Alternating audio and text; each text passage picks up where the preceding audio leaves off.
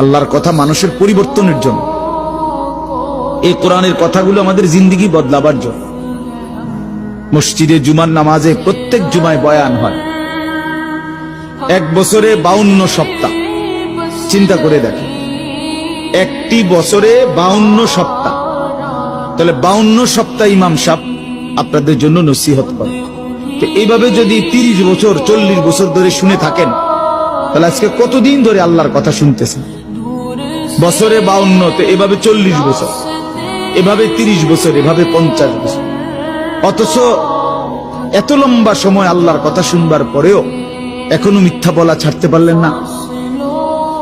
এত লম্বা সময় আল্লাহর কথা বলা শুনবার পরেও বিড়ি সিগারেট খাওয়ার অভ্যাসটা ছাড়তে পারলেন না। এত লম্বা সময় আল্লাহর কথা শুনবার পরেও চা দোকানের আড্ডা বন্ধ করতে পারলেন না।